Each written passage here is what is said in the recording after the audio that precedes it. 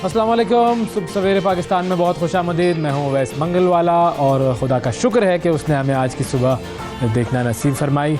और मुझे पूरा यकीन है कि आप सब लोग यही सोच रहे होंगे कि अच्छा ये आज वैस अकेला क्यों है, शिफ़ा क्यों नहीं है। तो सब्र करें, बताता हूँ। अभी तो प्रोग्राम शुरू हुआ है भाई, अभी से ही आपको जो है वो ये सोचने पर मजबूर कर दिया है क्या मैंने कि भाई शिफ़ा कहाँ पर है। आप लोग यही सोच रहे हैं अभी से, तो आपको पता चल जाएगा, कोई मसला नहीं। थोड़ी देर मुझे भी देख लें, ऐसा भी हो सकता है कि थोड़े दिन मतलब आप मुझे कुछ देर के लिए देख लें यहाँ पर अकेला तनहा। अगर मैं यहाँ पर काम कर रहा हूँ, मेहनत कर रहा हूँ, तो आप मुझे देख लें। ज़रूरी है कि आप शिफ़ा को याद करें।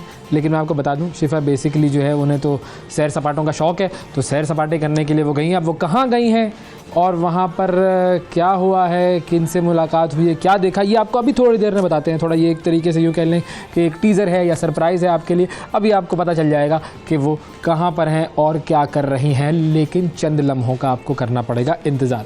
अच्छा, आज के प्रोग्राम का आगाज़ एक छोटी सी नज़म से करते हैं। एक कुछ शायरी कुछ सोचा मैंने कि आपके सामने पेश करूं। और वो शायरी जो है इरफान हफी साहब की शायरी है, बड़ी खूबसूरत शायरी है। और इसके अंदर ये बताया गया है कि दुनिया में किस तरह के लोग जो हैं और आखिरत में भी कौन से लोग कामयाब होते हैं, किस तरह के लोग हैं जो हमेशा रहते हैं।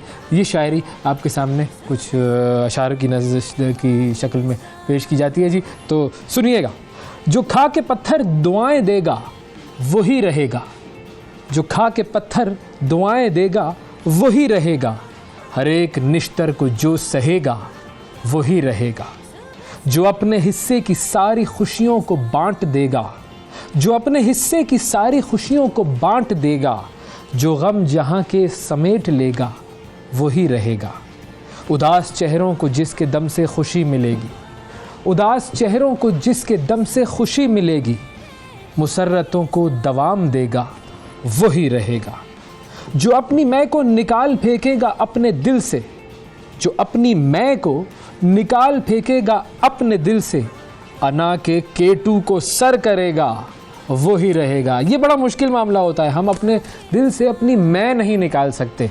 बड़े तुर्रम खान हम समझते हैं कि जी मैं ही सब कुछ हूँ, मुझसे बेहतर कोई नहीं है, मुझसे आला, मुझसे अरफा कोई नहीं है। तो वो कहते हैं कि जो अपनी मैं को निकाल फेंकेगा अपने दिल से, जो अपनी मैं को निकाल फेंकेगा अपने दिल से।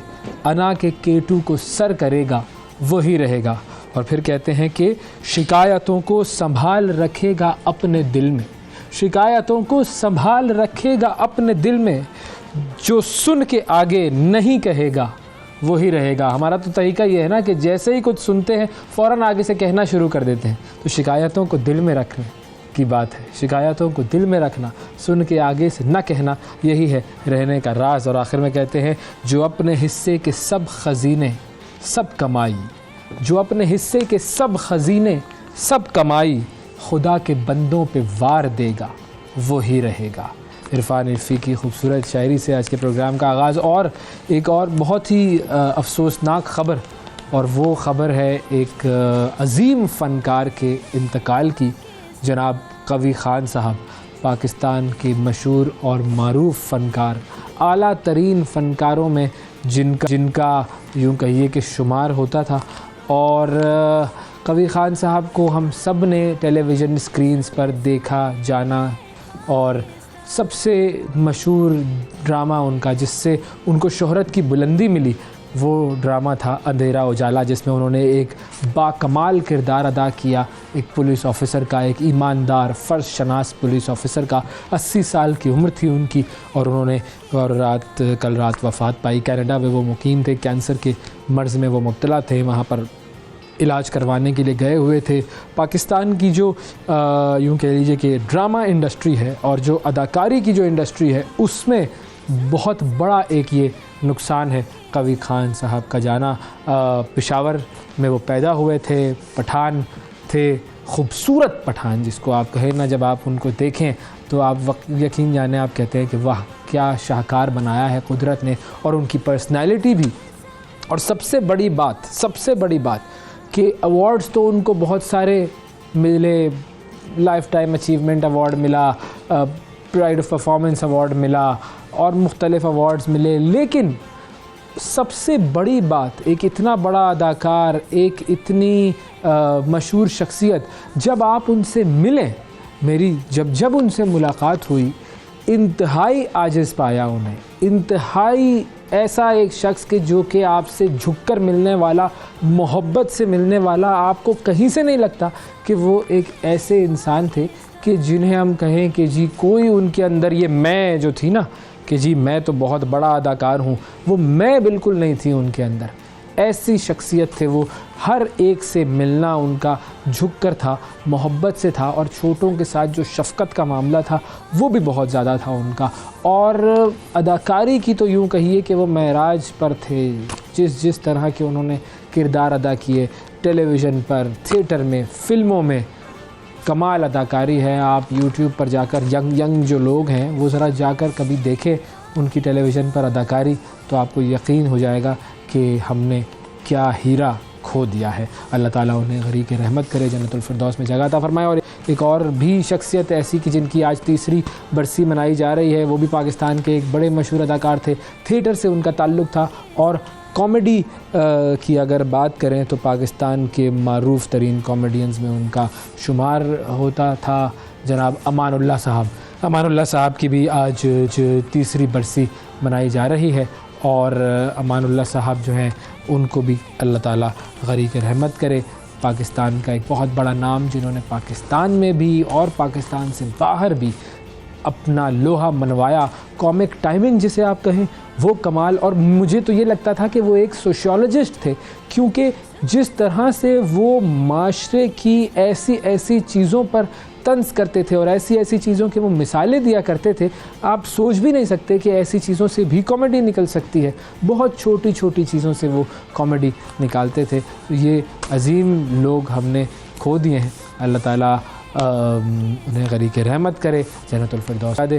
नाज़रीन, ये तो था प्रोग्राम का आगाज़। अब हम चलते हैं अपनी सीट की तरफ और आपको लेकर जाते हैं जी, बताते हैं 60 सेकंड न्यूज़ की तरफ लेकर जाते हैं, और बताते हैं कि 60 सेकंड में बताएंगे कि दुनिया में क्या हो रहा है। तो देखिए 60 सेकंड न्यूज़। अजीम अदाकार मोहम्मद कवी खान कनाडा में इंतकाल कर गए। पाक अमरीका इंसदाद दहशतगर्दी मुज़ाकरात आज शुरू होंगे। इमरान खान पर तौहीन अदालत की दरख्वास्त पर समाअत आज होगी। सैलाब मुतासरीन से किए गए वादे पूरे करें वरना हमारे लिए वजारतें रखना मुश्किल हो जाएगा, बिलावल भुट्टो। मैं वज़ीर आज़म पाकिस्तान को आखिरी बार समझा रहा हूँ, कराची आएं, MQM कन्वीनर खालिद मकबूल सिद्दीकी। रवां साल की पहली हीट वेव मार्च में ही आने का खदशा। PSL में इस्लामाबाद ने क्वेटा को 2 विकेटों से हरा दिया। इस्लामाबाद यूनाइटेड प्लेऑफ में पहुंच गई। सेक्रेटरी जनरल अक़वाम मुत्तहिदा अंतोनियो गुतरेस कहते हैं कि अमीर मुमालिक गरीब मुल्कों को शैतानी हरबों से तंग कर रहे हैं। माइक्रोसॉफ्ट के बानी बिल गेट्स नाना बन गए।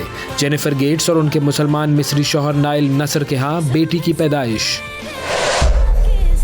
और ईरान में मुबैना तौर पर जहर से तालिबात के बीमार होने पर वालिदैन का शदीद एहतजाज। जी तो नाजरीन, ये था 60 सेकंड में दुनिया का सफ़र, और आपने देखा कि पाकिस्तान में और दुनिया में क्या हो रहा है। अब आपको बताते हैं कि आज के प्रोग्राम में क्या क्या शामिल है। आज मंडे है, म्यूज़िकल मंडे होगा जी। पाकिस्तान के एक बहुत मारूफ मौसीकार हमारे साथ मौजूद होंगे, और जब आप उनका म्यूज़िक सुनेंगे, लाइव म्यूज़िक होगा यहाँ पर, और जब आप म्यूज़िक सुनेंगे तो आप वाकई अश कर उठेंगे। और फ़ोन लाइन हमारी ऑन होगी, आप कॉल कर सकते हैं, फरमाइश कर सकते हैं उनसे। कोई भी म्यूज़िक आप जो सुनना चाहें वो अपने साज़ पर ये म्यूज़िक प्ले करेंगे तो हमारे साथ मौजूद होंगे जी पाकिस्तान के बहुत मारूफ फ़नकार। तो मैं आपको नाम नहीं बता रहा हूँ उनका, लेकिन ये कि आपने इंतज़ार करना है कि क्या होगा उनके साथ, हम किस तरह का म्यूज़िक सुनेंगे। फिर उसके बाद जी एक और पाकिस्तान के मशहूर फ़नकार कॉमेडी की दुनिया से जिनका ताल्लुक़ था, जनाब तारिक टेडी साहब, उनकी बेटियों की एक तस्वीर वायरल हुई जिसमें वो फ़ाइनेंशियल एड या यूँ कह लीजिए कि माली इमदाद मांग रही थी। तो ये मामला क्या है और क्यों एक फ़नकार के जाने के बाद, एक फ़नकार के जाने के बाद, दुनिया से जाने के बाद उसकी फ़ैमिली को फ़ाइनेंशियल एड की ज़रूरत पड़ती है, तो वो भी हमने उनको दावत दी है, वो हमारे प्रोग्राम में आएंगे और हम आपसे उनकी मुलाकात करवाएंगे और जानेंगे कि क्या मामला चल रहा है। फिर उसके बाद जी सिराजुल हक साहब होंगे हमारे साथ, जमात इस्लामी के अमीर, और उनसे हम बात करेंगे कुछ पाकिस्तानी सियासत पर। फिर एक और अहम सेगमेंट है हमारा बीमारियों के हवाले से। बच्चों में आप अक्सर देखते हैं कि उनका जो तालु होता है वो कटा हुआ होता है, और ये एक फ़िज़िकल डिसेबिलिटी है, और उस डिसेबिलिटी के हवाले से हमने बात करनी है कि ये जो तालु कटा हुआ होता है बच्चों का, ये कैसे होता है पैदाइशी तौर पर, अगर ये है तो किस तरीके से उसका इलाज हो सकता है, इसकी वजह क्या होती है और कैसे इससे बचा जा सकता है। जो वालिदाएँ होती हैं, हामला ख़वातीन जो होती हैं, वो क्या कोई ऐसी एहतियात करें कि जिससे ये चीज़ ना हो। लेकिन अगर खुदा न खास्ता किसी बच्चे के साथ ये ताल्लुक़ कटे हुए होने का मामला हो जाए तो फिर उसका इलाज क्या है, और ये बीमारी काफ़ी फैली हुई है, तो इस बीमारी को हम एड्रेस करेंगे। और एक और भी हमारा एजेंडा है, वो भी आपको बता दूं मैं, क्योंकि कोई बात शिफा यूसुफजई नहीं है तो कहाँ है, शिफा यूसुफजई कहाँ है, ये भी हम आपको बताएंगे प्रोग्राम में। आपको थोड़ा सा इंतज़ार करना पड़ेगा, ये मैं बता नहीं रहा हूँ कि वो कहाँ है, क्या मामला है, लेकिन थोड़ी ही देर में, चंद ही लम्हों में आपको पता लग जाएगा शिफा यूसुफजई कहाँ हैं और कहाँ सैरें करती फिर रही हैं। तो ये था हमारा आज का एजेंडा। अब आपको हम लेकर जाते हैं और बताते हैं कि जी कुछ ट्रेंडिंग स्टोरीज़ हैं, दुनिया भर से हमने कुछ स्टोरीज़ आपके लिए जमा की हैं। सबसे पहले बात करते हैं, वही जैसे म्यूज़िकल मंडे है ना, तो आपको एक म्यूज़िकल स्टोरी की तरफ लेकर जाते हैं। कहते हैं कि फ़न की कोई सरहद नहीं होती, और ख़ुसूसन अगर मौसीकी की बात की जाए तो इंसानी रूह की जो आलमगीर ज़बान है मौसीकी को समझा जाता है। अच्छा, कोक स्टूडियो में सीज़न 14 जो था उससे शोहरत हासिल करने वाले एक सिंगर हैं, लियारी के बलोच सिंगर हैं, उनका नाम है कैफ़ी खलील, बहुत मशहूर हो रहे हैं वो, और उनका गीत है कहानी सुनो कहानी। अच्छा, मैं अब गाऊंगा ना तो बहुत गलत हो जाएगा, ये कैफ़ी खलील साहब भी माइंड करेंगे और आप लोग भी माइंड करेंगे, तो मैं नहीं गा रहा हूँ। ये कहानी सुनो जो ये गीत है, ये गीत ऐसा है कि जो कि सरहदों से मावरा हो गया है, और अब तक मुख्तलिफ गुलकार इसे अपनी आवाज़ में गा चुके हैं। और अब हॉलैंड की सिंगर हैं एमा हिस्टर्स, उन्होंने इस गीत को अपने लहजे में गाया और एक नई ताजगी उसके अंदर पैदा हुई है। और एमा का जो गीत है उसकी वीडियो सोशल मीडिया पर वायरल है। बहुत ही खूबसूरत लहजा इनका, खूबसूरत अंदाज़, और बहुत अच्छा इन्होंने गाया। अब कैफ़ी खलील ने जब इस पर तबसरा किया तो उसमें उन्होंने फिर वो गुलाब और दिल का जो इमोजी है वो बनाया और उससे एमा की इस कोशिश को सराहा। अच्छा, इससे कबल भी एमा हिस्टर्स अपनी आवाज़ में सुपरहिट गाना था पसूड़ी, वो भी उन्होंने गाया था और सबको हैरान किया था। और पसूड़ी की जो वीडियो थी वो नीदरलैंड के सिफारत खाने ने अपने ऑफिशियल फेसबुक अकाउंट से शेयर की थी, और पोस्ट में लिखा था कि 2023 के आगाज़ के लिए इससे बेहतर और क्या चीज़ होगी। तो ये पसूड़ी गाना भी उन्होंने था एमा ने, और अभी जो गाया है गाना एमा ने वो भी कमाल गाया, बड़ी खुशी हुई है सुनकर। अच्छा, खुशी की अगर बात हो तो इंसान सोते हुए जो ख्वाब देखता है वो वक्त और फासलों से बिल्कुल मावरा होते हैं ना, मतलब आप ख्वाब देखते हैं, आप के लिए उसमें कोई वक्त की कैद नहीं होती, उसमें कोई हालात की कैद नहीं होती, उसमें कोई जगह की कैद नहीं होती, और उस ख्वाब में आप आज़ाद होते हैं, जहाँ चाहे पहुँच सकते हैं। लेकिन बाज़ औक़ात जागते हुए देखे गए ख्वाब भी हकीकत का रूप धार लेते हैं, और कुछ ऐसा ही हुआ है शाम के ज़लज़ले में बच जाने वाले एक बच्चे के साथ नबील सईद उसका नाम है। और नबील सईद से एक रेस्क्यू वर्कर जो था वो इंटरव्यू कर रहा था और उससे बातचीत कर रहा था, तो नबील सईद ने बताया कि वो रोनाल्डो से मिलना चाहता है। अब जब नबील की ये बात दुनिया में लोगों के सामने आई तो फिर उसके बाद क्या हुआ ये वीडियो में आपको नज़र आ रहा है। तकदीर ने उसका ये ख्वाब बिल्कुल सच कर दिखाया। ज़लज़ले के बाद उन्होंने जो इमदादी कारकुनों को अपनी ख्वाहिश बताई तो फिर सोशल मीडिया पर वो वीडियो वायरल हुई। उसके बाद सऊदी अरब में अल नसर क्लब का मैच देखने की उसे दावत दी गई और रोनाल्डो उसी क्लब का हिस्सा हैं, कुछ अर्सा पहले उस क्लब का हिस्सा बने। फिर मुलाकात हुई उनकी और गले मिले वो रोनाल्डो से, उनको बड़ी खुशी हुई।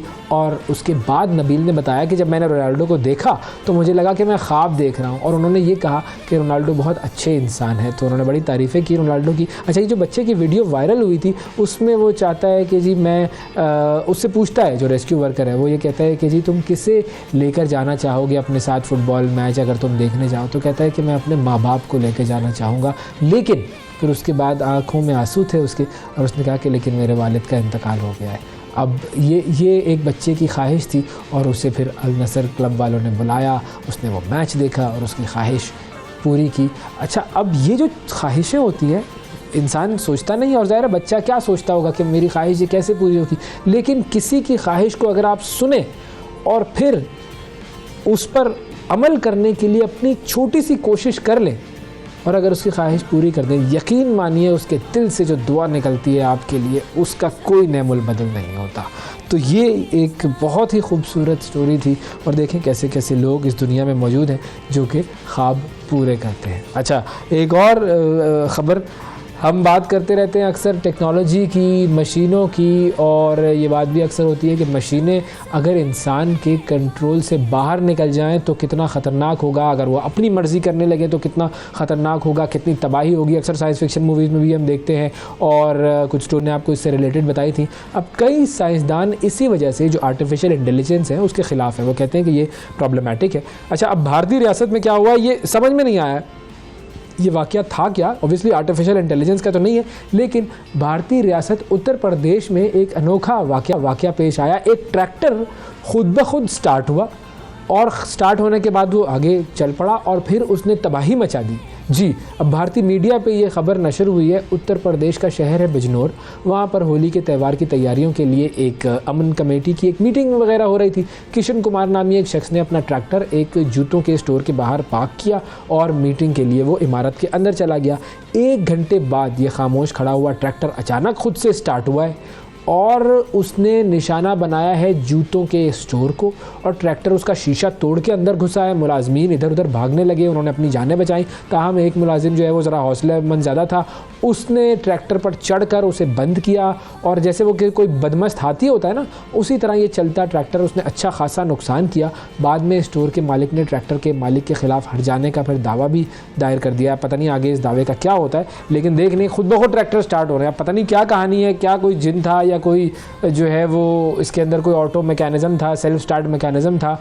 बहरहाल ये जो भी था ये कुछ अजीब ही था। नाजरीन, आज की ट्रेंडिंग स्टोरीज़ के बाद हम एक वक्फे की तरफ जाएंगे, और वक्फे के बाद जब हम वापस आएंगे म्यूज़िकल मंडे, म्यूज़िकल माहौल होगा यहाँ पर। Stay with us. सुबह सवेरे पाकिस्तान, सुबह सवेरे पाकिस्तान, सुबह सवेरे पाकिस्तान।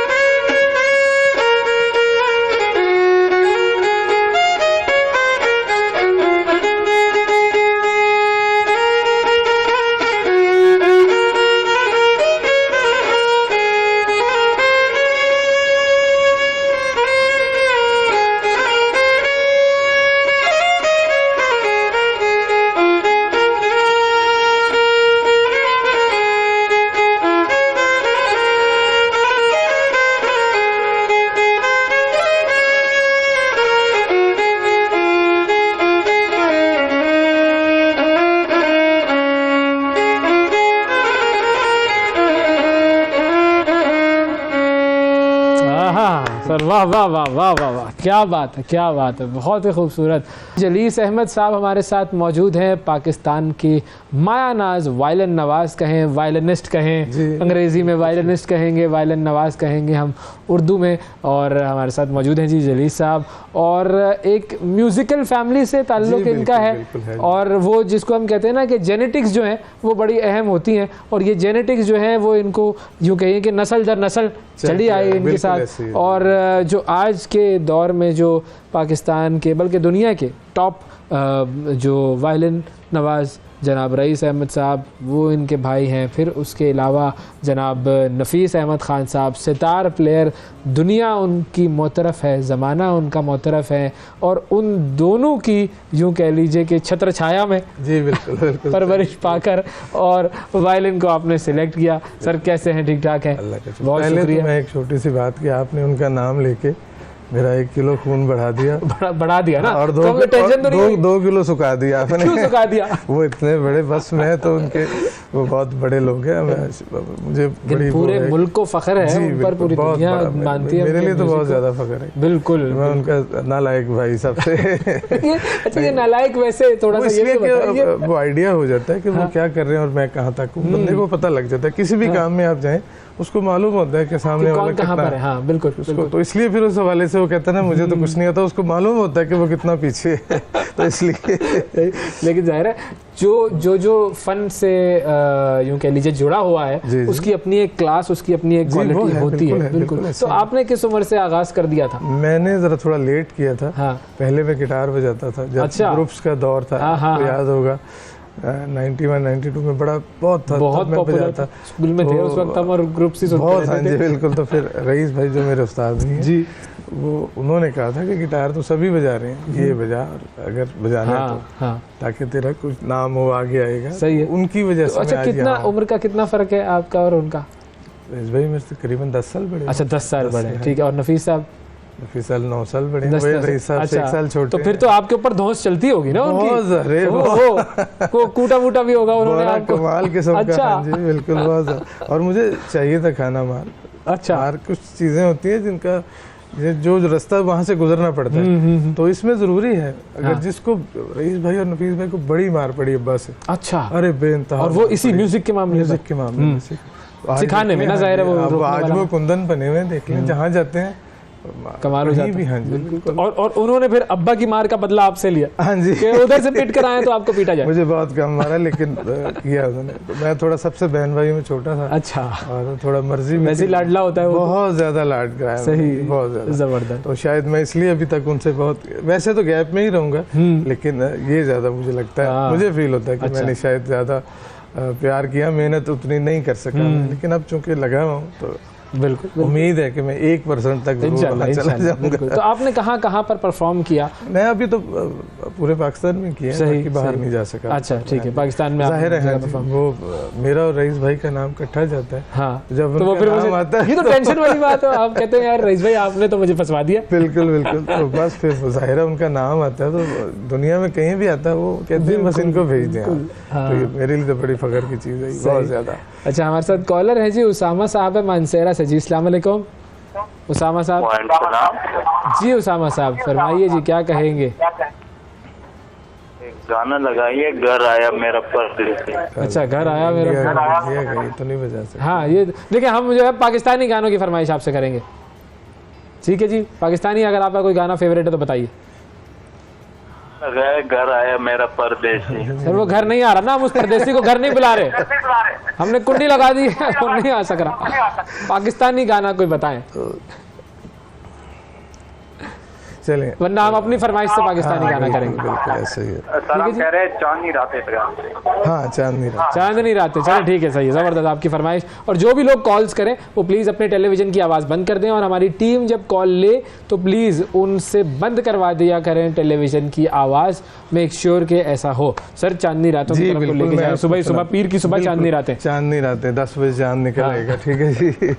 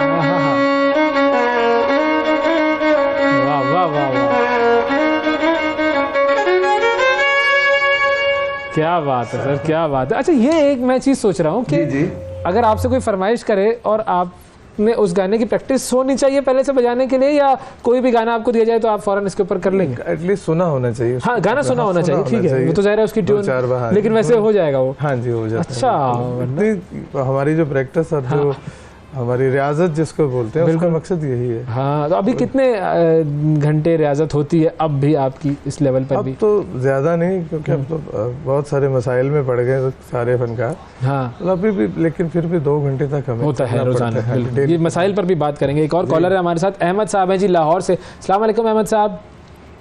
वालेकुम अस्सलाम। जी अहमद साहब, अस्सलाम वालेकुम, आपको आवाज़ आ रही है? जी, मुझे आवाज आ रही है। वालेकुम जी अस्सलाम। जनाब, फरमाइए जी, क्या सुनना पसंद करेंगे? सर, मेरी बस एक छोटी सी रिक्वेस्ट है जलील अहमद साहब। छोटी सी क्या भाई, छोटी सी रिक्वेस्ट करनी है सर, बड़ी कर लो वाले। चले मैं बड़ी कर लेता हूँ, मैं 2 कर लेता हूँ। इन दोनों में से जो भी मुझे ये सुना सके, बताएं। सांसों की माला या ओरे पिया। अच्छा, सांसों की माला। सांसों की माला मुझे बड़ा ज़्यादा पसंद है, सांसों की माला। वैसे तो खान साहब ने जो भी गाया है वो कमाल गाया है, वो बहुत बड़े, तो बिल्कुल उनको क्लासिकल पे भी उतना पूरा, अरेंजमेंट पे भी, हाँ, बनाने में भी, फिल्म कंपोजिशन पर भी बिल्कुल बहुत बिल्कुल। अबूर है। खान साहब तो एक यूनिक आदमी थे। तो हम असल में उनके जो भी हमारा बहुत अच्छा या कोई भी हीरा होता है, हम उसके जाने के बाद उसकी कदर करते हैं। हमारे साथ ये बड़ा प्रॉब्लम है। बिल्कुल, असल में मेरे काफ़ी बहस होती है, तो पता नहीं क्यों हम उनकी ज़िंदगी में क्यों नहीं मानते, या हम हमारे तक नहीं, हर लेवल पे यही है। हाँ, गवर्नमेंट लेवल मेरे साथ भी ऐसे ही होता है। मेरे भी जाने के बाद लोग कदर करेंगे मेरी, सही बता रहा हूँ मैं। अभी नहीं कर रहे, मैं सही बता। खैर चले, मैं जी जी, हो जाए। सांसों की माला, चले जी नाज़रीन, सुनिए।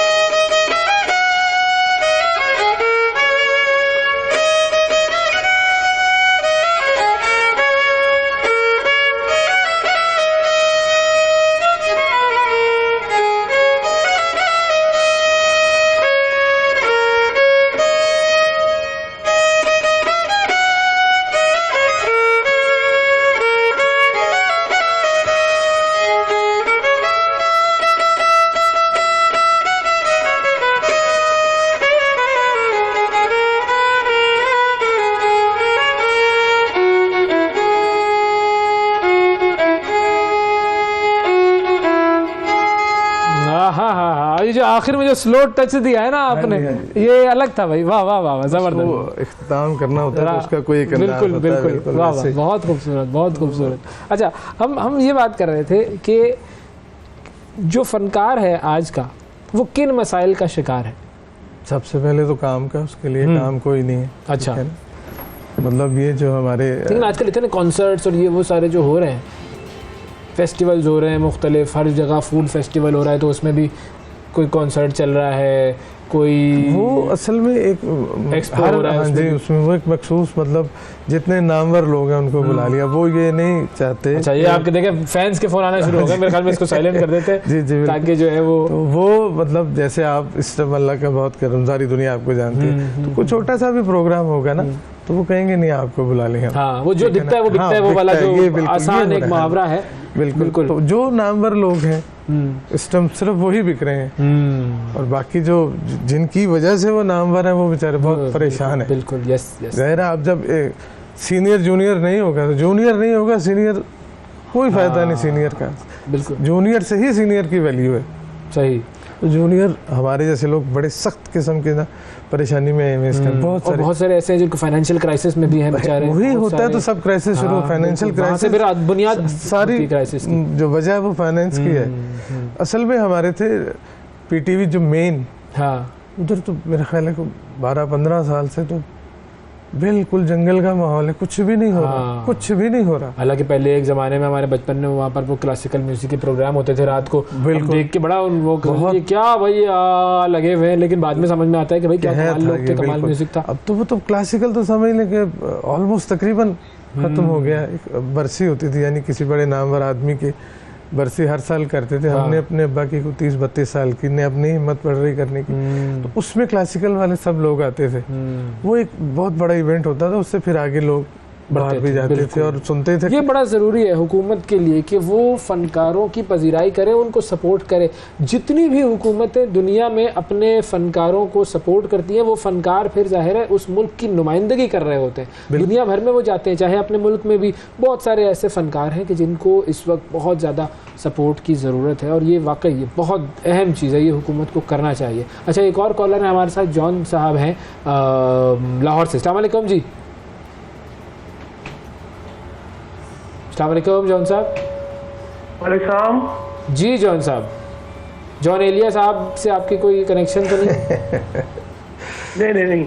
अच्छा, चले कोई बात नहीं। बताइए जी, क्या सुनना पसंद करेंगे?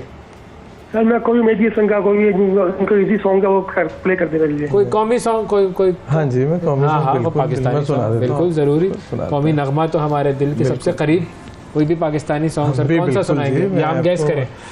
हाँ, नहीं गैस कीजिएगा। चलिए, जरूर। गैस करते हैं जी, क्योंकि कौन सा? उनका वो बहुत मशहूर है और सारी दुनिया से मुझे अच्छा। ये पता लगा कि ये जहाँ भी बजाया गया लोग कहते हैं कि कमाल है, बस और फिर मेरे मुझे- साथ जैसा कोई गा भी नहीं सका अभी तक वैसा। हाँ,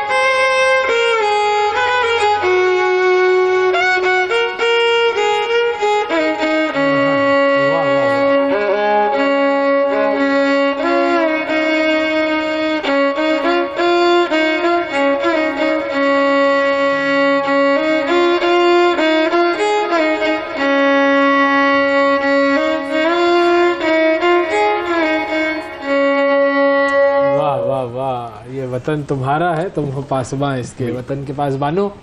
ये बात जानो, ये बात मानो कि वतन के फनकारों को ज़रूरत है पजीराई की, सपोर्ट की, और ये नहायत ज़रूरी चीज़ है। सारे वतन के पासबानों को, जिसके अंदर हुक्मरान भी शामिल हो जाते हैं और अवाम भी शामिल हो जाते हैं, उन सब से ये दरख्वास्त है कि फ़नकारों को, अपने फ़नकारों को सपोर्ट कीजिए।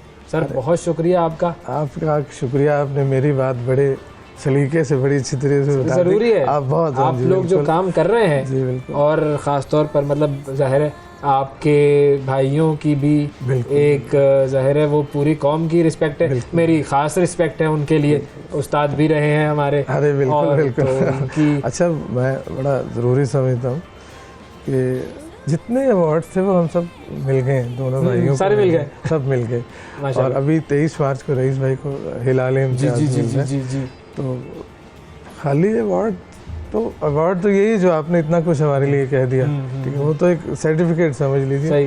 लेकिन जो आपने बात की मैं उससे बड़ा मुतमईन हूँ। आपने जो हुक्मरानों को सपोर्ट हमेशा आपके बिल्कुल साथ है, बहुत साथ अच्छा, रहेगी। बहुत थैंक शुक्रिया, यू, बहुत शुक्रिया, बहुत शुक्रिया। आते जाते रहिएगा भाई। इंशाल्लाह आप दोबारा बुलाएंगे, मैं फिर हाजिर हो जाऊंगा। लेकिन मैं थोड़ी आपके मीडिया के रेफरेंस से कह रहा हूँ कि खुदा आप पीटीवी को इनको आबाद कर दें। बिल्कुल जरूरी। बहुत सारे फनकार जो हैं बिल्कुल। वो दोबारा Revive हो जाएगा। हाँ सबके हो जाएगा, बहुत अपने कुछ पाँव पे आ जाएंगे।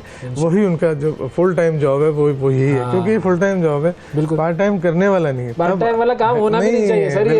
ये फुल टाइम जिंदगी लगा देने वाला बिल्कुल, काम है। ये जिंदगी वही जो है, लगाता है इसमें वही अब वो ऊपर पहुंचता है। देख लीजिए मेहदी हसन साहब ने या नुसरत साहब ने, इन्होंने कोई जिंदगियां लगा दी। कोई हाँ जी कोई ऐसे ही बिजनेस नहीं किया, इन्होंने इसी काम से रहे। यही काम, कोई फनकार का यही काम है, यही कर रहा है, उसको और कुछ आता नहीं है। बिल्कुल। तो इसलिए उसे और कुछ आना भी नहीं चाहिए। नहीं चाहिए, बिल्कुल। जब दिमाग पलट गया तो उसके काम में असर नहीं रहेगा। दुरुस्त। तो इसलिए मेरा रिक्वेस्ट है कि रेडियो और टीवी को दोबारा से आबाद कर दें। बिल्कुल। तब बहुत सारे फनकार पैदा हो जाएंगे और पाकिस्तान फिर वैसे ही इंशाल्लाह हो जाएगा। थैंक यू, बहुत थैंक यू। नाज़रीन वक्फा लेंगे, वक्फे के बाद दोबारा हाजिर होते हैं। Stay with us. सुबह सवेरे पाकिस्तान, सुबह सवेरे पाकिस्तान, सुबह सवेरे पाकिस्तान। वेलकम बैक जी। सुबह सवेरे पाकिस्तान में एक मरतबा फिर खुशामदीद कहते हैं आपको।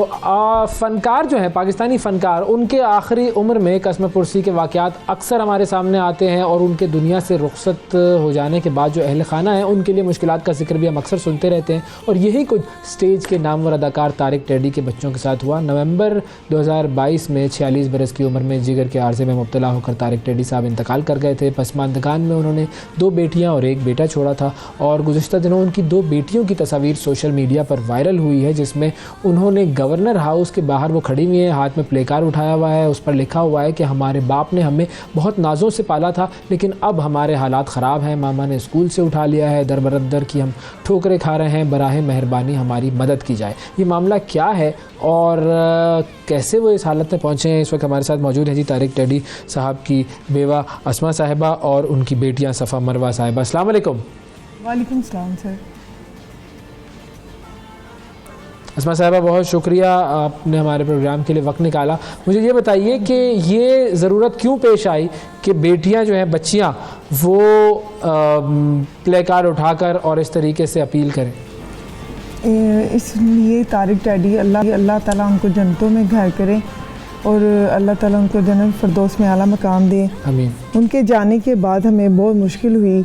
4 माह की स्कूल की फ़ीसें और बुक्स का ख़र्चा और जो स्कूल के 100 अखराजात होते हैं जो स्कूल की लाइफ में होते हैं, इस वजह से वो जो तारिक टेडी देते थे ना 21,500 अदालत में वो हो गए बंद।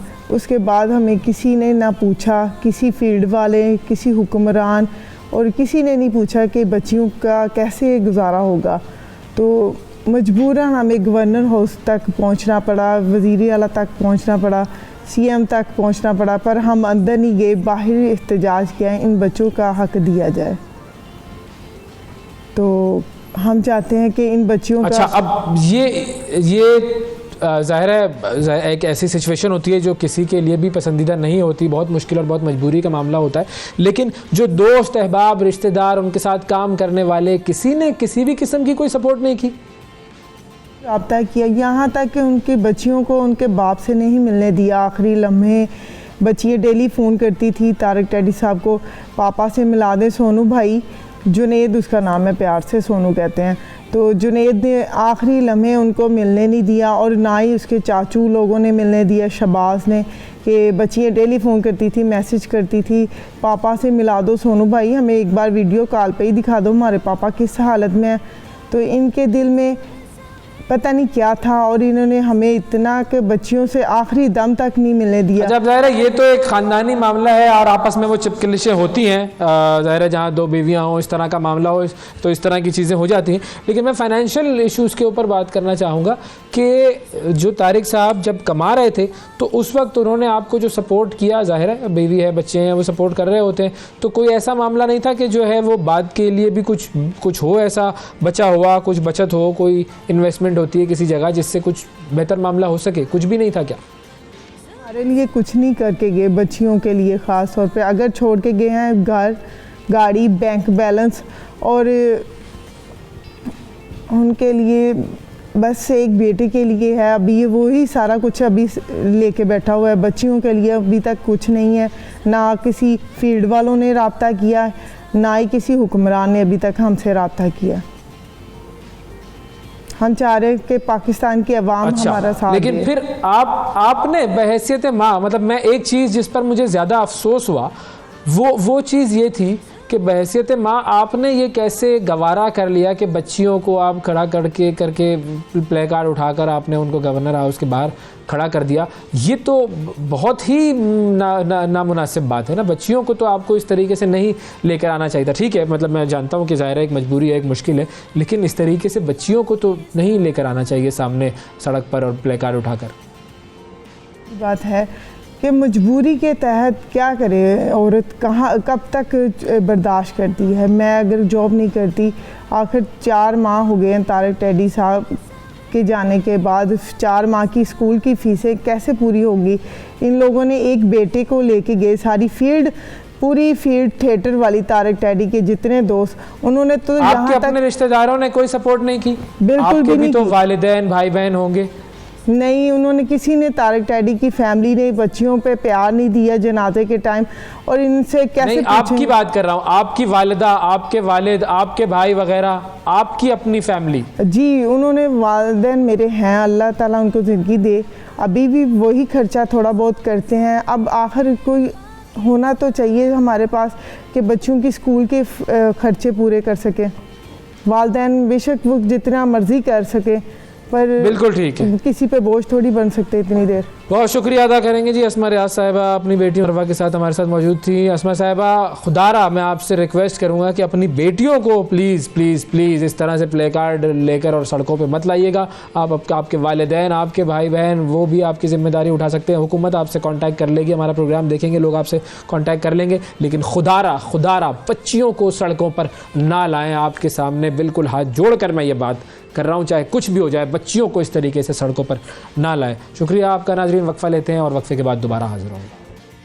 सुबह सवेरे पाकिस्तान, सुबह सवेरे पाकिस्तान, सुबह सवेरे पाकिस्तान।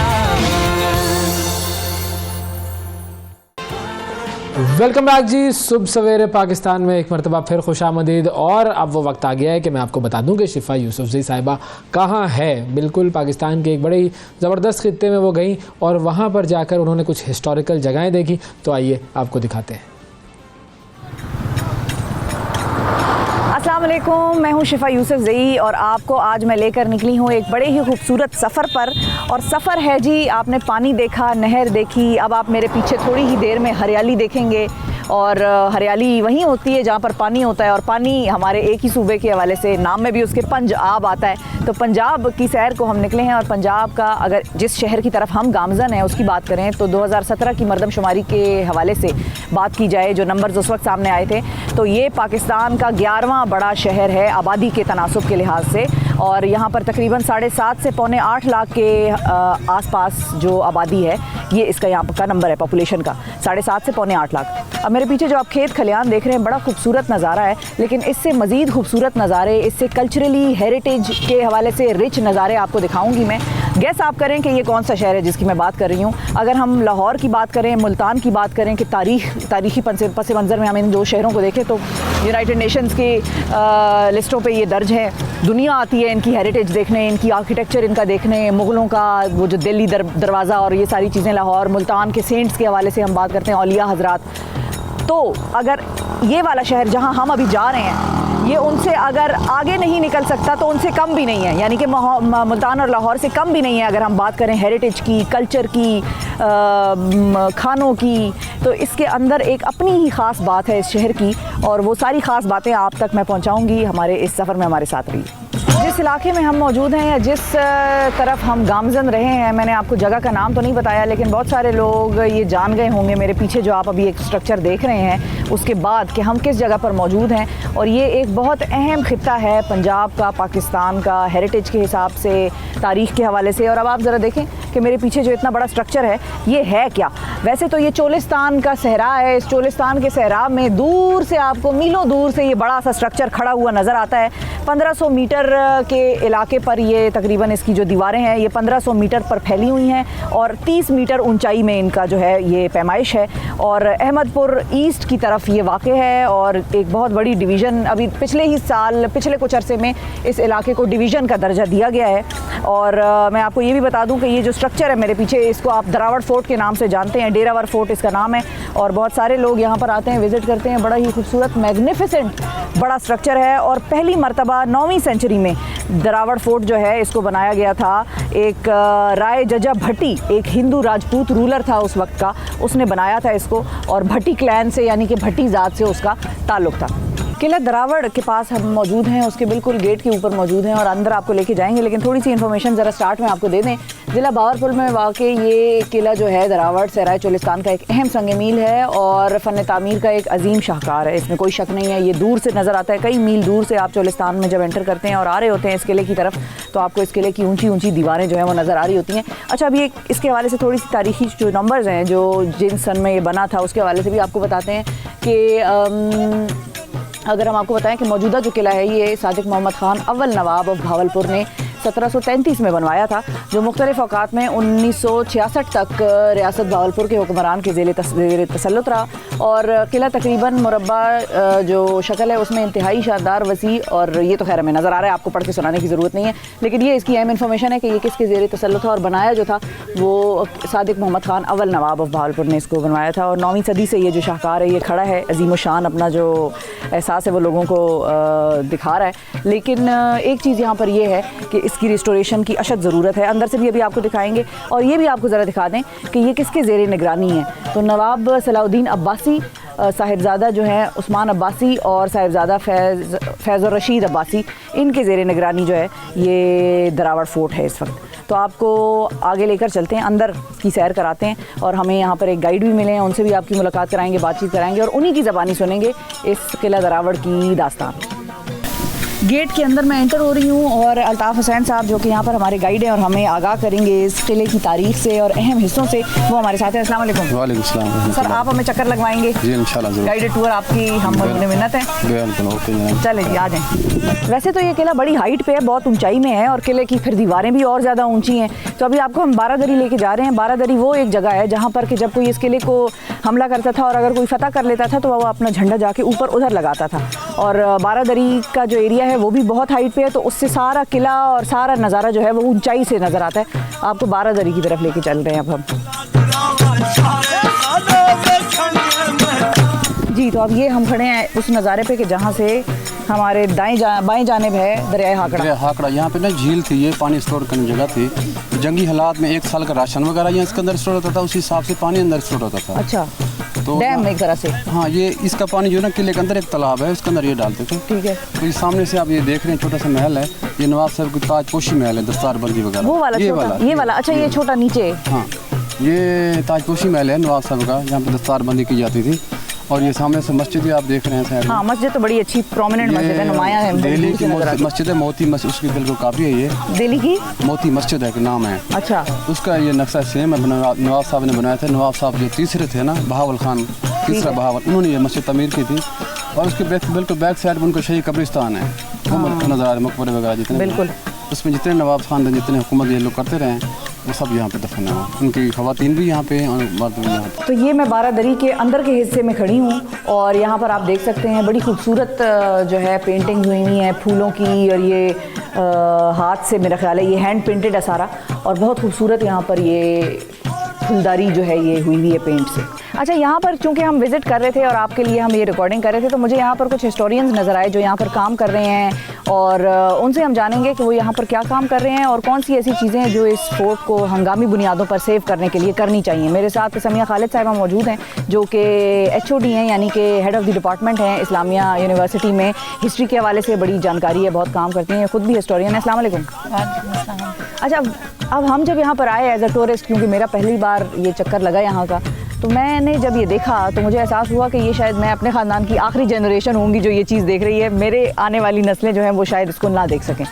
आपका भी ऐसा ही मानना है या आप हमें इस चीज़ को अदरवाइज प्रूव करेंगी कि यहाँ पर काम हो रहा है to restore and preserve this place? नहीं, मुझे लगता है कि थोड़ा सा जैसे ओवरऑल पाकिस्तान के लिए पॉजिटिव होना ज़रूरी है, इसी तरह इस जगह के लिए पॉजिटिव होना ज़रूरी है। हम इस पे काम कर रहे हैं तकरीबन 15 साल से। और कौन कौन से एरियाज़ वैसे ऐसे हैं जो कि आपको लगता है एज एन हिस्टोरियन कि इसकी वो एरियाज़ हंगामी बुनियादों पर प्रिजर्व होने चाहिए? ये सारे ही, ख़ास तौर पे उधर जो टनल। अच्छा, ये जेल खाना जात का इलाका है जहाँ पर हम यहाँ पर मौजूद हैं, और जेल खाना जात में इंटरेस्टिंग जो इन्फॉर्मेशन है वो मेरे साथ शेयर की गई, तो वो मैंने आपकी भी गोशगुजार करनी है। वो ये है कि ये जो हिस्सा आप देख रहे हैं बेसिकली जेल की एक्सटेंशन हुई है, और जेल की जब एक्सटेंशन हुई तो ये मैं आपको बताती हूँ, ज़रा आगे हम चलेंगे, कि जो आखिरी नवाब थे उन्होंने गालिबन इस जेल को बढ़ाया, और जो ओरिजिनल इमारत थी उसके साथ मज़ीद उसको बढ़ाया। अब इधर एक इंटरेस्टिंग चीज़ ये है कि पुराने वक्तों से नए वक्तों का जो कंपैरिजन है, चाहे वो जिद्दत में हो, चाहे वो टेक्नोलॉजी में हो, तर्ज़ इमारत में हो, तर्ज़ तामीर में हो, वो आपको दिखाती हूँ कि जब पुराना जो जेल था वो यहाँ तक था। और आपको पता कैसे चलेगा? पता ऐसे चलेगा कि यहाँ पर ईंट जो है वो पतली है, और जब आप इसकी एक्सटेंशन हुई और नवाब साहब ने आखिर में एक्सटेंशन इसकी कराई तो ये ईंट मोटी हो गई। अब दरावड़ फोर्ट के बाद उसके अकब में मौजूद है यहाँ पर अब्बासी शाही कब्रिस्तान, उधर हम मौजूद हैं, और यहाँ पर आपको बताएंगे कि किस किस नवाब साहब की कब्रें हैं यहाँ पर। शाही कब्रिस्तान के अहम तरीन हिस्से में मैं मौजूद हूँ, आपको लेकर चलूँगी अंदर कि किस किस की कब्रें यहाँ पर मौजूद हैं। लेकिन आपको कुछ एक इन्फॉर्मेशन इंपॉर्टेंट ये देती चलूँ कि जो नवाब सादिक थे उनका तो चूँकि ताल्लुक़ शिकारपुर सिंध से था, तो उन्हीं के नाम पर सादिकाबाद का नाम रखा गया है और वो वहीं पर मदफून है। उनके बाद जो नवाब बहावल थे वो बहावलपुर में मदफून है, और उनके नाम पर ज़ाहिर है बहावलपुर शहर का नाम जो है वो रखा गया है। और यहाँ पर मेरे पीछे आप देख सकते हैं कि जो अहम तरीन मेंबरान जो पुराने वक्तों के शुरू के जो नवाब रहे हैं उनकी यहाँ पर कब्रें हैं। तो 4 यहाँ पर सादिक हैं और 4 जो हैं यहाँ पर बहावल हैं। तो ये हम भी अंदर जाते हैं, फातिहा भी पढ़ते हैं और आपको ज़रा अंदर से भी दिखाते हैं। खबर पर लिखा हुआ है हज़रत नवाब हाजी हरमैन शरीफैन मोहम्मद बहावल ख़ान, यानी कि जो सिलसिला ग़िलाफ़ काबा का इस इलाके से भेजना शुरू हुआ था वो इन्होंने आगाज़ किया था कि ग़िलाफ़ काबा जो है वो यहाँ से जाता था, वो इनके वक्त में जो है उसका आगाज़ हुआ था और काफ़ी अरसे तक वो जाता रहा। अच्छा, ये हम उस इलाके में दाखिल हुए हैं शाही कब्रिस्तान के, कि जहाँ पर जो नवाब सादिक पंजम की बेगम थी विक्टोरिया जिनका नाम था, जिसके बारे में ये भी कहा जाता है कि वो मलका एलिज़ाबेथ की जो ख़ानदान है या उनका ब्लड लाइन है उसमें से थी, उनका ये उनकी आखिरी आरामगाह है और यहाँ पर वो मदफून है। और इसके अलावा इनका जो नाम है बाद में ज़ाहिर है चूँकि मुसलमान हो गई थी इनका नाम ग़ुलाम फ़ातिमा हो गया था, तो अब इनको ग़ुलाम फ़ातिमा के नाम से जाना जाता है, लेकिन पहले इनका नाम जो था वो विक्टोरिया था। अच्छा, अब ये जो आपको मेरे बैकग्राउंड पे आवाज़ आ रही है, ये आवाज़ तो मैं आपको ज़रा ज़्यादा बेहतर तरीके से सुनवाऊंगी, लेकिन थोड़ा सा बैकग्राउंड दे दूँ कि हम दरावड़ ही में इस वक्त मौजूद हैं और मेरे पीछे आप देख सकते हैं ये जिस इलाके में हम हैं यहाँ पर प्रीडोमिनेंटली हिंदू बिरादरी, हमारे हिंदू भाई बहन रहते हैं और उन्हीं के यहाँ पर घर जो हैं, आबादी जो है वो बस रही है। चोलिस्तान का ये एरिया है, जहन में रखिएगा। पीछे जो गुलाबी आप घर सा देख रहे हैं वो मंदिर है उनका, और यहाँ पर अब जो ये आवाज़ आ रही है, आवाज़ की तरफ अब ज़रा मैं आपको लेके चलती हूँ। ये जो है ना, ये घर सा बना हुआ है, ये चोलिस्तान का या सहराओं में मकामी घरों की जो शेप है, स्ट्रक्चर है, वो इस किस्म का होता है और मकामी ज़बान में इसको कहते हैं गोपा। और ज़ाहिर है मौसम की गर्मी की वजह से या सहराओं में जब सर्दी भी पड़ती है तो वो भी बड़ी शदीद होती है, तो मौसम से बचाव के लिए इस किस्म के घरों का स्ट्रक्चर जो है वो यहाँ पर या सहराओं में ये लोग बनाते हैं, गोपा इसको कहते हैं। और अब आपको ज़रा म्यूज़िक की तरफ भी लेके मैं चलूँगी कि म्यूज़िक जो है वो क्या है, कौन बजा रहा है। बजाने वाले यहाँ के लोकल हैं और जब भी यहाँ पर कोई लोग आते हैं ये उनको इनवाइट करते हैं अपनी तरफ और उनको मौसीकी की जो महफिल है वो उनके लिए बजाते हैं, गाते हैं और उनको बेसिकली एक तरह से ये सहरा में अपने इलाके में वेलकम करने का मेहमानों को जो है ये एक तरीका कार है। तो आपको सुनवाते हैं। हमारे लिए भी ये महफिल जो है वो ख़ास हमें बुलाया गया कि आएँ आप लोगों के लिए भी हम गाएंगे बजाएंगे, तो अभी आपको थोड़ा सा म्यूज़िक सुनवाते हैं। और इन्होंने ड्रेस भी अपने जो है वो लोकल चोलिस्तानी ड्रेस पहने हुए हैं, जिस तरह हम कहते हैं ना कि भारत में राजस्थान और फिल्मों में बड़ा उनका आता है राजस्थानी म्यूज़िक, राजस्थानी कपड़े, ड्रेसिंग, कल्चर। तो हमारे यहाँ चोलिस्तान है, तो आएँ अपने चोलिस्तान के ज़रा कल्चर को एंजॉय करते हैं। ये बताएं कब से आप लोग ये गाना बजाना और ये जो साज है इनके साथ कर रहे हैं काम? सर कब से? 40 साल से जी। और आपने खुद ही सीखा? जी, आप सीखा। मैं पढ़ा याद करें ना सर ਤੁਹਾਨੂੰ पढ़ने लिखने ਦੀ ਕੀ ਲੋੜ ਹੈ? ਤੁਹਾਡੇ ਕੋਲ ਹੁਨਰ है? बिल्कुल हुनर है बाकी असा अल्लाह की मेहरबानी थी। इस्लामाबाद प्रोग्राम करेंगे लोग सद। अच्छा, लाहौर प्रोग्राम करेंगे ते कराची, हर पूरा पाकिस्तान सा घूम गया। आप तो घूमते हैं, लेकिन जो हमारा ये कल्चर है म्यूज़िक का, चोलिस्तान का जो कल्चर है, ये इसी इलाके में है, लोग इससे वाकिफ़ हैं या ना आशना है? बिल्कुल बिल्कुल वाकिफ़ हैं। बहरहाल चोलिस्तान दे विच ही बहु आर्टिस्ट की कदर है और पंजाब दे विच माशाल्लाह जितने लोग पंजाब दे विच कदर करें ना लाहौर इस्लामाबाद वेंदे हैं उन्होंने लोगों की मेहरबानी है जो सारे फन को उजागर की रखे हैं।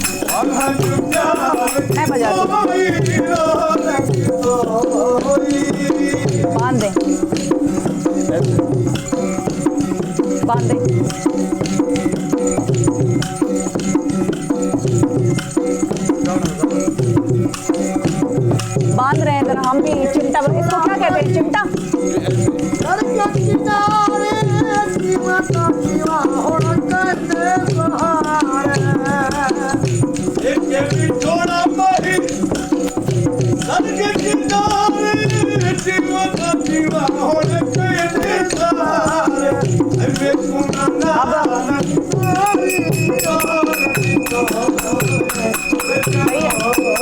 हम बैठ जाते हैं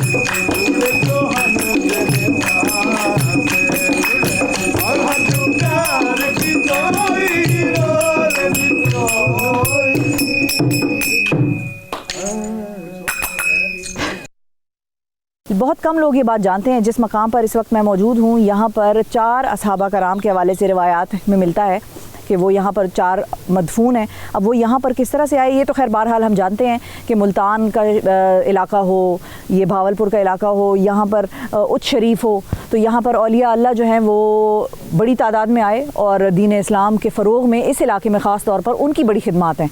लेकिन यहाँ पर इस मकाम की क्या सिग्निफिकेंस है, क्या वैल्यू है और क्या तारीख़ है, ये हम जानते हैं। हमारे साथ अल्ताफ़ हुसैन साहब हैं। अल्ताफ़ साहब, अब जिस मकाम पर हम मौजूद हैं, नबी अकरम सल्लल्लाहु अलैहि वसल्लम के यहाँ पर ये साथी जो हैं मदफून हैं, इनके हवाले से ज़रा कुछ बताइए, हिस्ट्री के हवाले से, और इस मकाम की खुसूसियत क्या है, पहले ये क्या हुआ करता था इसके आसपास, ये भी ज़रा बताइए। जी जी, ये बड़ा ख़ास मकाम है।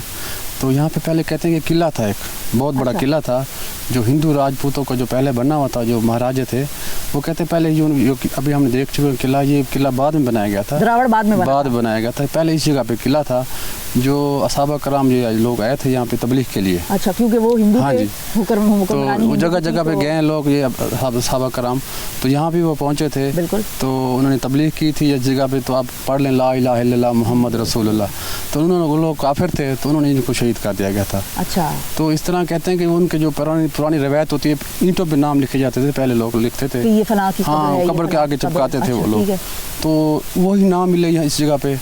और ये इसकी जो कब्रें थी बहुत बड़ी बड़ी इनकी जो बनी हुई थी, लेकिन इनके नाम थोड़े बिखरे हुए थे, कौन सा किसका नाम है। अच्छा। तो क्योंकि हाकड़ा जो है दरिया, वो हाँ, सैलाब आया था, हाकड़ा सैलाब जब आया तो ये किला मिसमार हो गया, इसकी बुनियाद बाद में रखी गई द्रावड़ की।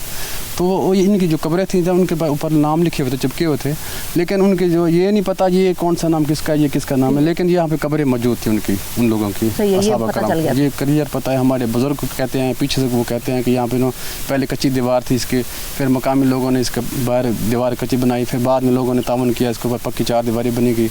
अब इतनी आप देख रहे हैं ये बाहर जो लगी है, बाड़ वगैरह सारी आदमी वाले लगाई यहाँ पे आगे। बिल्कुल सही है। जिनके नाम हैं और जो यहाँ पर हैं असहाबा कराम, वो मैं आपको बता देती हूँ। हज़रत ताहिर रज़ी अल्लाह ताला अन्हु, फिर हमारे साथ आगे जो है हमें नज़र आ रहा है हज़रत जवाद रज़ी अल्लाह ताला अन्हु,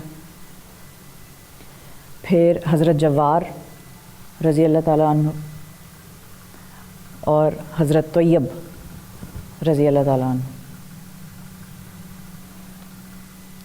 फरीद गेट के बाहर मैं मौजूद हूँ। ये भावलपुर का मशहूर तरीन बाज़ार है और पूरी गली है यहाँ पर कपड़े, खाने पीने की दुकानें, मिठाइयाँ और सौगातें जो भावलपुर की हैं वो यहाँ पे आपको दस्तयाब होंगी। जो भी लोग बाहर से आते हैं वो भावलपुर के इस फरीद गेट के बाज़ार में ज़रूर आते हैं। बेसिकली फरीद गेट आपको लाहौर के बारे में हम जानते हैं, दिल्ली गेट या दिल्ली दरवाज़ा जो है लाहौर का, ये उसी तर्ज पर बनाया गया है ये भी। और जब नवाब दौर में जब भी नवाब जो हैं वो हुक्मरानी किया करते थे तो उस वक्त पुराने वक्तों में शहर जो था वो यही था, इन गेटों के अंदर शहर हुआ करता था।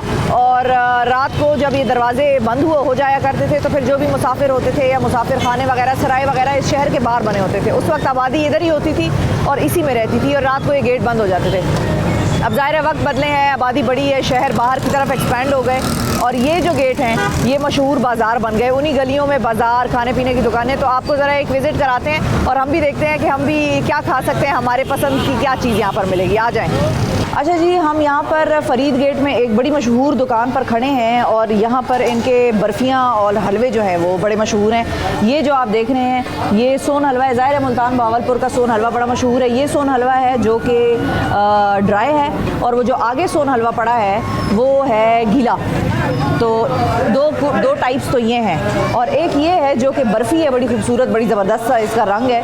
अच्छा, आप एक चीज़ देखें, बड़ी ज़बरदस्त चीज़ मुझे नज़र आई, अपने भावलपुर का मशहूर खोए वाला गोला। ये खोए वाला गोला कौन सा होता है? और गोला ज़रूर खाया है हमने, इतना हम बैकवर्ड नहीं है शहरों वाले, गोला खाया है, लेकिन ये खोए वाला गोला क्या होता है ये ज़रा पता लगाते हैं। अस्सलाम वालेकुम। वालेकुम अस्सलाम। ये खोए वाला गोला क्या होता है? ये चीनी और गुड़ और खोया और ये फलूदा वगैरह होता है, बर्फ़ होती है। खोया डालें ना ज़रा। ये कहाँ खोला है खोया? ये देखो ना, मजा आ जाए, मेरे मुंह में पानी आ रहा है, पता लग रहा है। एक तो बर्फ ठंडी है, ठीक है, मौसम भी ठंडा है, लेकिन हम जिस इलाके से आए हैं इस्लामाबाद से, वहाँ पे सियासी गर्मा गर्मी बहुत है तो इसलिए हमें ठंडा ज़्यादा लग रहा है। लोग इतने अच्छे हैं कि मैंने उनसे ये मांगा गोला और मैंने खाया और उन्होंने पैसे भी नहीं लिए।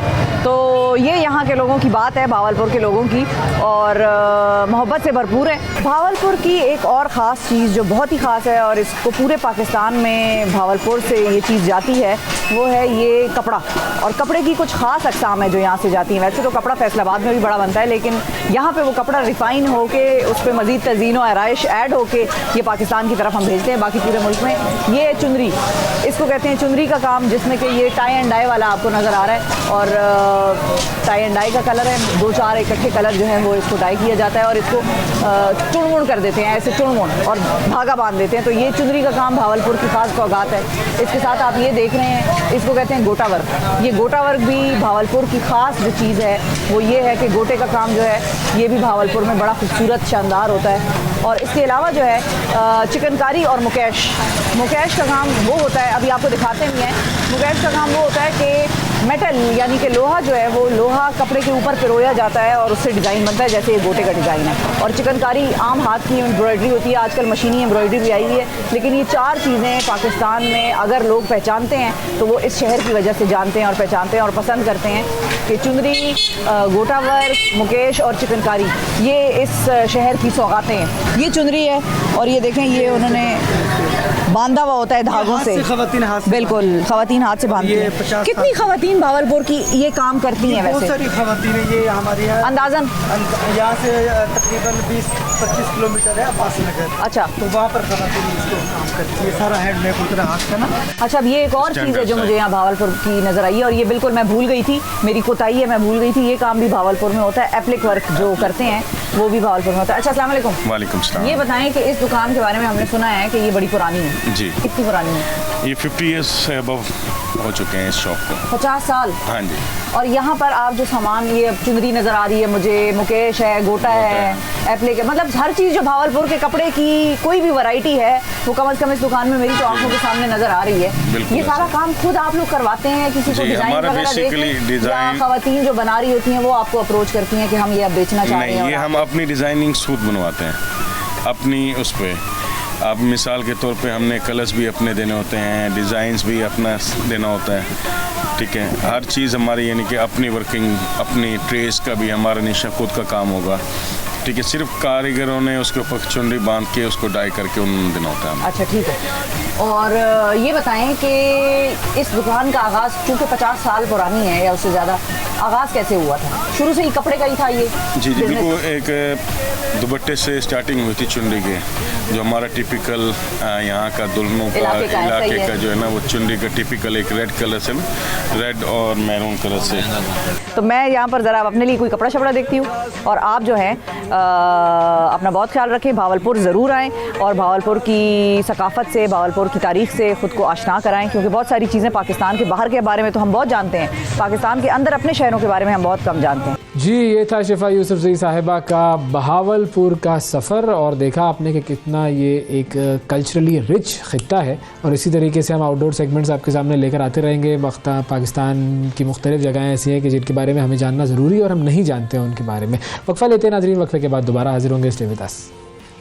सुबह सवेरे पाकिस्तान, सुबह सवेरे पाकिस्तान, सुबह सवेरे पाकिस्तान।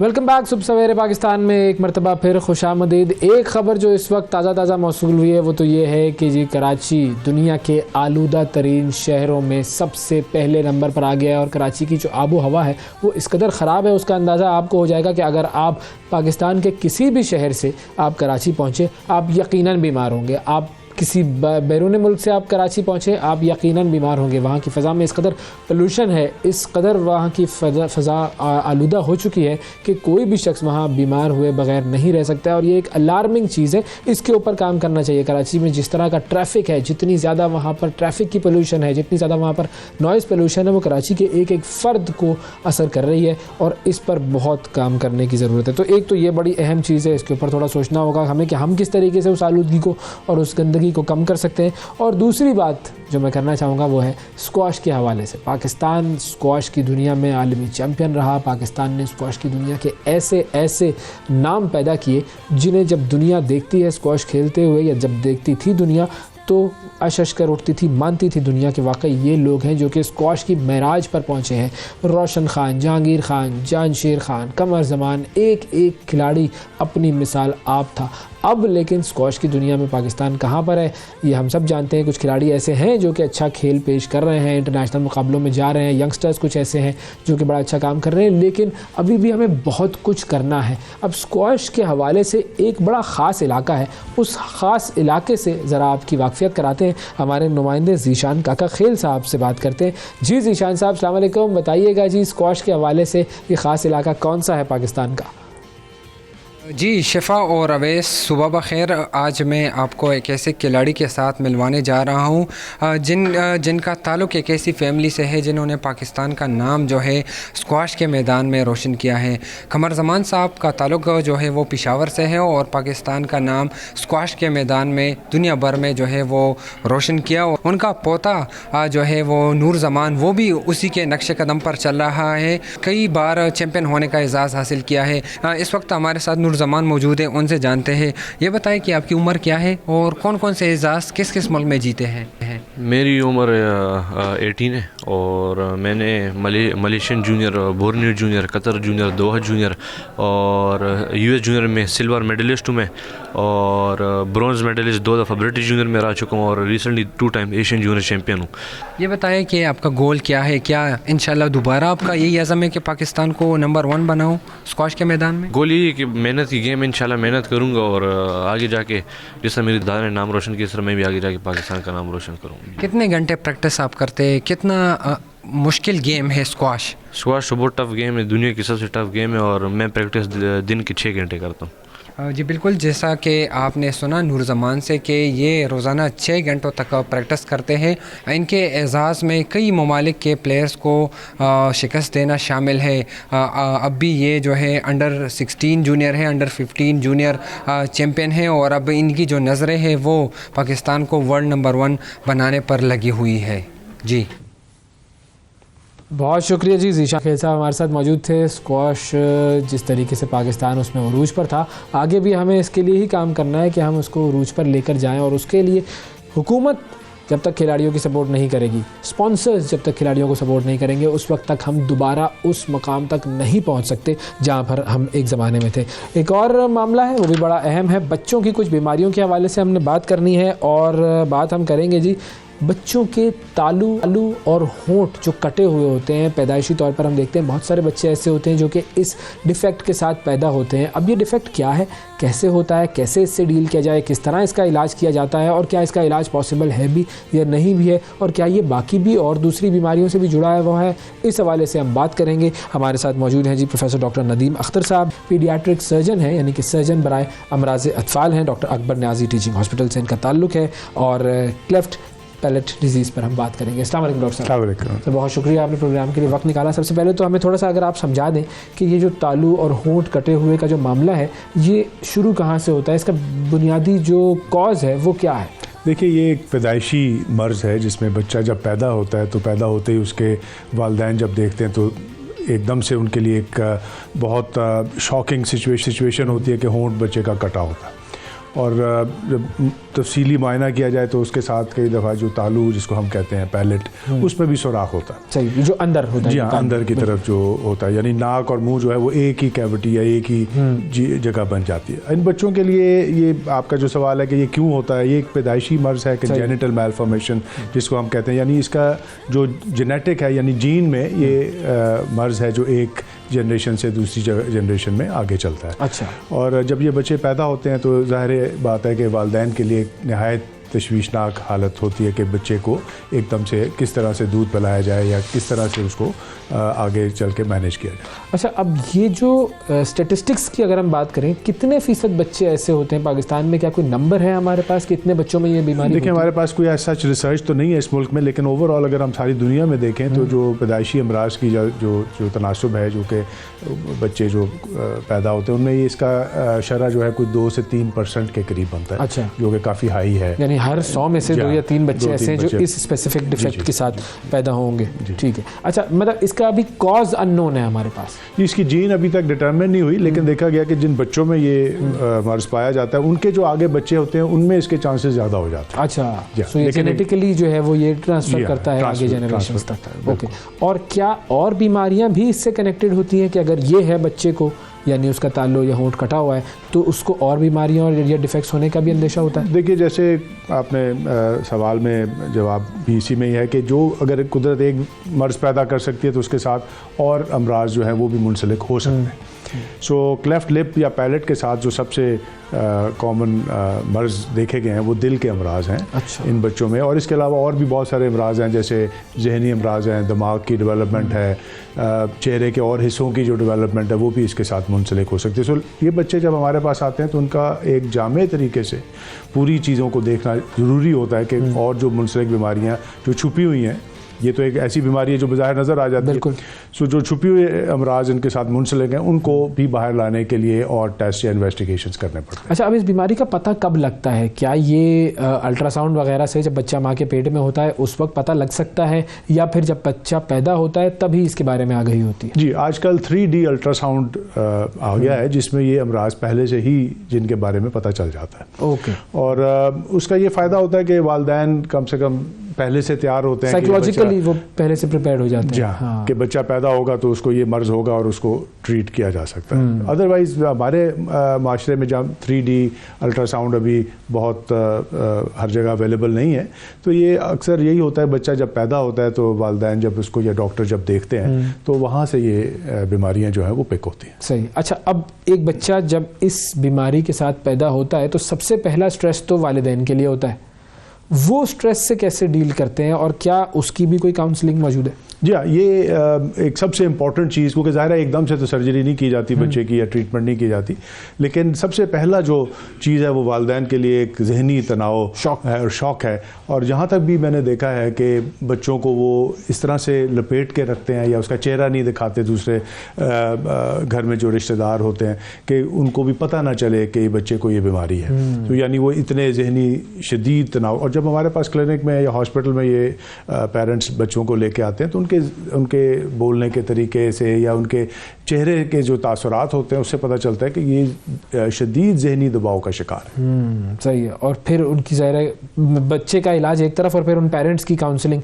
एक तरफ। पेरेंट्स को बैठ के काफ़ी तफसीली तरीके से एक सेशन हम उनके साथ करते हैं जिसमें उनको सबसे पहले ये चीज़ बावर कराई जाती है कि ये एक काबिल इलाज मर्ज़ है, इसका पूरा ट्रीटमेंट मौजूद है और उसको अगर ये फॉलो करें तो ये बिल्कुल जैसे नॉर्मल बच्चा या किसी भी और बच्चा है उस तरह से ये नॉर्मल हो सकता है। सही है। अच्छा, अब मुझे बताएं इसके इलाज की तरफ हम आते हैं कि इसका जो इलाज है वो क्या है, कैसे होता है, कितना महंगा है, कितना टाइम कंज्यूमिंग है? देखिए, इसमें 2 हिस्सों में मैं इसको आपके सवाल को डिवाइड करूंगा क्योंकि क्लेफ्ट लिप और क्लेफ्ट पैलेट यानी तालू का सुराख और होंठ का कटा हुआ ये दोनों डिफरेंट अलग है और लेकिन दोनों मुंसलिक हैं। होंठ कटा जब होता है उसके साथ ये एसोसिएटेड यानी हो सकता है कि तालू में भी सुराख हो। जो सबसे ज़रूरी चीज़ है, सबसे पहली चीज़, जैसे आपने ऑलरेडी साइकोलॉजिकल काउंसलिंग या उनके जहनी जो उस बीमारी के बारे में प्रेशर्स हैं जहन के ऊपर, उनको दूर करना सबसे ज़रूरी है। उसके बाद ज़रूरी चीज़ है कि बच्चे की जो खुराक है उसको इस्टेब्लिश किया जा सके, यानी बच्चा दूध पी सके। अगर वो माँ का दूध पी रहा है या बॉटल फीड कर रहा है तो उसमें उसको शदीद दुश्वारी का सामना करना पड़ सकता है। तो उसके लिए ख़ास किस्म की बॉटल्स मिलती हैं, मार्केट में अवेलेबल हैं यहाँ पाकिस्तान में, और उसकी कॉस्ट भी ज़्यादा नहीं है। एक ख़ास निप्पल्स आगे लगती हैं जिससे बच्चे को फीड किया जाता है। इन बच्चों को जो माँ का दूध है वो भी दिया जा सकता है, वो या तो उसमें टाइम ज़्यादा लगता है बच्चे को दूध लेने में, या बच्चे का माँ का दूध जो एक्सट्रैक्ट करके भी बच्चे को दिया जा सकता है। सही। सो इन बच्चों को जब फीडिंग एक दफ़ा इनकी इस्टेब्लिश हो जाए तो जो होंठ का कटा हुआ जो क्लेफ्ट लिप जिसको कहते हैं उसका ऑपरेशन का जो टाइम है वो 3 महीने पे किया जाता है, और जो तालू में सुराख है वो हमारे मुल्क में 6 से 9 महीने में उसका इलाज किया जाता है।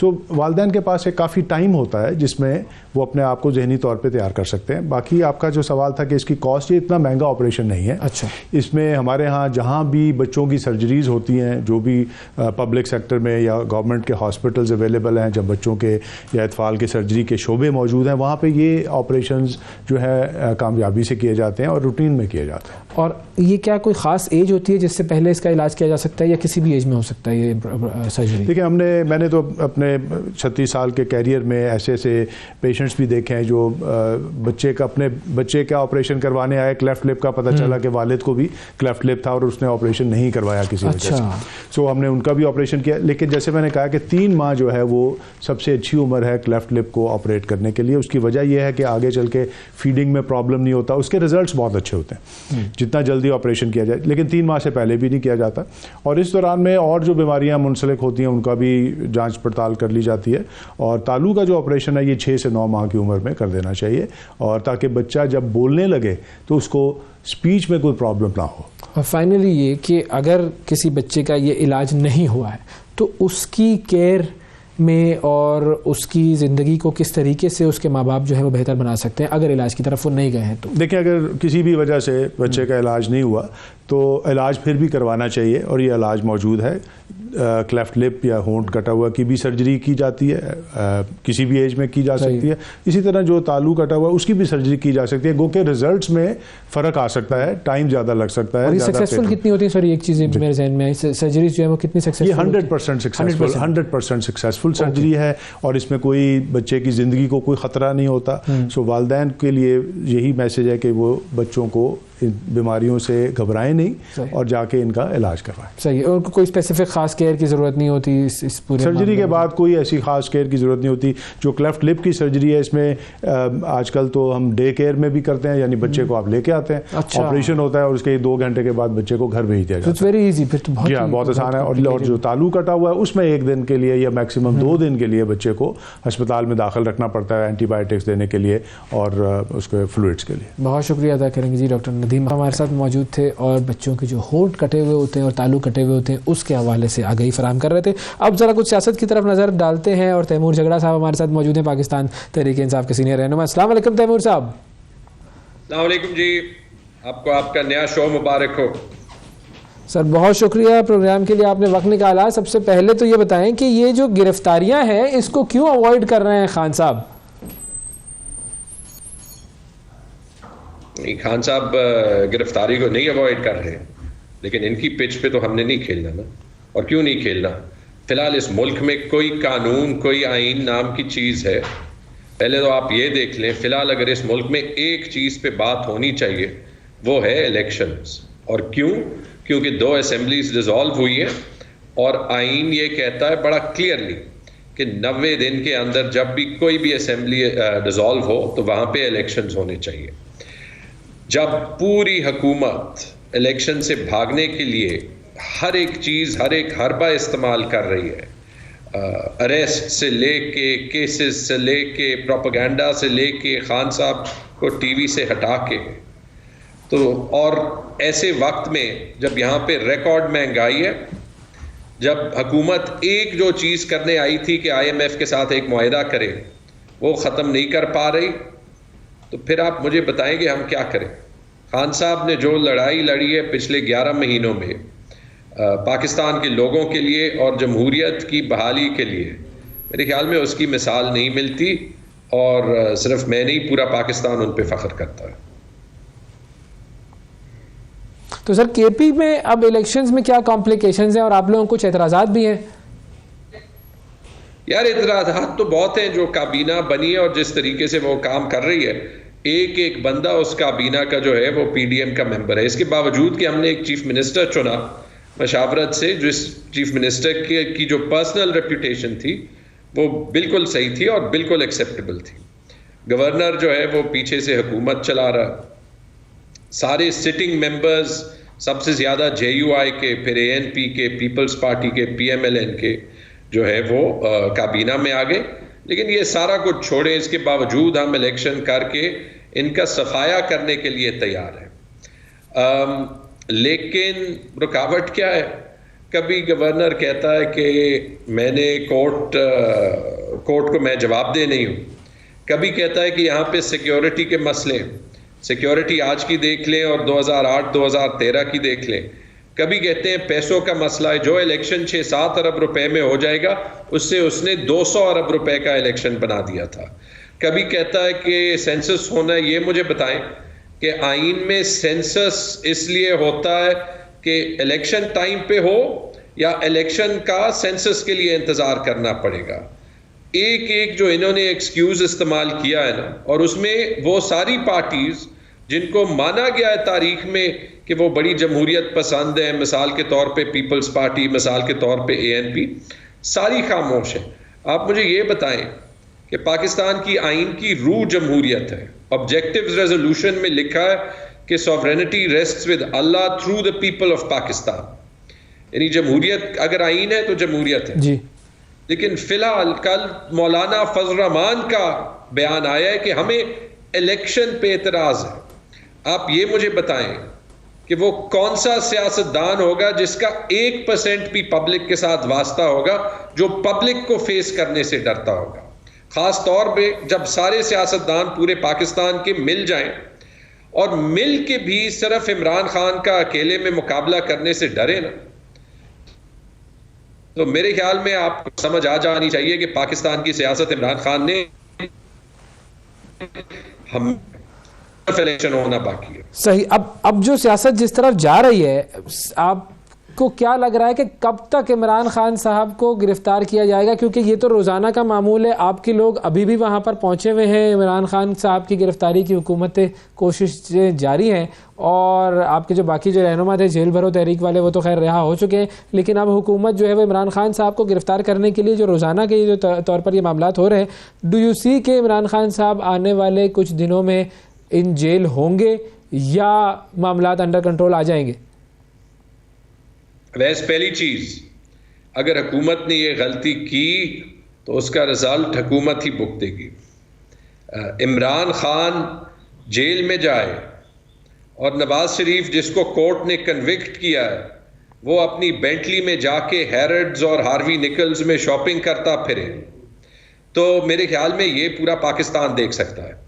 कल रात मैं एक शो पे था और उस पे जो PMLN के मेंबर थे उन्होंने हैरत का इजहार किया कि पहले तो उन्होंने कहा कि हम गिरफ्तारी में इंटरेस्टेड नहीं थे, फिर जब उन्हें कहा गया कि IG इस्लामाबाद ने कोई 4-5 शोज में कहा था कि हम वहाँ पे गए हैं इमरान खान की गिरफ्तारी करने के लिए, तो उन्होंने IG के स्टेटमेंट को डिसोन किया। फिलहाल जो हुकूमत कर रही है मेरे ख्याल में उनको खुद नहीं पता, ये बड़े क्लियरली राना सनाउल्लाह के टैक्टिक्स हैं। मुझे नहीं पता उनका क्या ख्याल है कि वो क्या दिखाना चाहते हैं कि इमरान खान गिरफ्तारी नहीं देना चाहते। जेल से तो हमने साबित कर लिया ना कि हमारा कोई लीडर जो है वो नहीं डरता, हमारे वर्कर्स नहीं डरते, बल्कि पिछले 11-12 महीनों में अगर जो एक पीटीआई पे इल्ज़ाम लगता था कि ये मिडिल क्लास बर्गर पार्टी है, तगड़ा कर दिया पूरी पार्टी को। इसके बाद अब ये किस डायमेंशन पे हमारा मुकाबला करेंगे? तो इमरान खान को अगर ये गिरफ्तार कर लें या अगर ये किस डायमेंशन पे मुकाबला होता है, क्योंकि मुकाबला रोज़ाना की बुनियाद पर जारी है और मुकाबला अवाम भी देख रहे हैं और सारे हुक्मरान जो हैं वो इसमें लगे हुए हैं। अब मामला कहाँ तक जाता है ये वक्त बताएगा, कब इलेक्शन होते हैं, कौन सलाखों के अंदर होगा और कौन सलाखों के बाहर होगा। बहुत शुक्रिया अदा करेंगे जी, तैमूर झगड़ा साहब हमारे साथ मौजूद थे नाजरीन। और आज के प्रोग्राम में इतना ही, आपसे कल फिर मुलाकात करेंगे, उस वक्त तक के लिए इजाज़त दीजिए। अल्लाह हाफ़िज़।